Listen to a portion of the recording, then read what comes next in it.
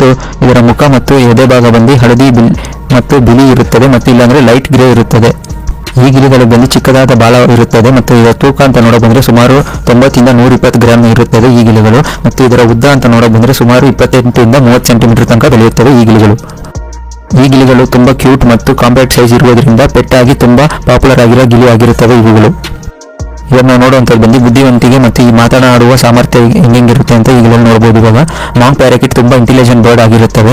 ಇವು ಮಾತನಾಡಲು ಕಲಿಯುತ್ತವೆ, talking ability high ಇರುತ್ತವೆ ಮತ್ತು ಕೆಲವು ಪದಗಳನ್ನು ಕ್ಲಿಯರ್ ಆಗಿ ಇಮಿಟೇಟ್ ಮಾಡುತ್ತವೆ ಮತ್ತು ಓನರ್ ಜೊತೆ ಸ್ಟ್ರಾಂಗ್ ಬಾಂಡಿಂಗ್ ಮಾಡುತ್ತವೆ. ಈ ಗಿಳಿಗಳಿಗೆ ಬಂದು ಸರಿಯಾದ ಟ್ರೈನಿಂಗ್, ಮಾತನಾಡುವ ಟ್ರೈನಿಂಗ್ ಕೊಟ್ಟರೆ ಹಲವು ಮತ್ತು ಕಮ್ಮು ಮತ್ತು ಫುಡ್ ಹಾಗೂ ಸಿಂಪಲ್ ವರ್ಡ್ಸ್ ಅನ್ನು ಕಲಿಯುತ್ತವೆ, ಬೇಗ ಕಲಿಯುತ್ತವೆ.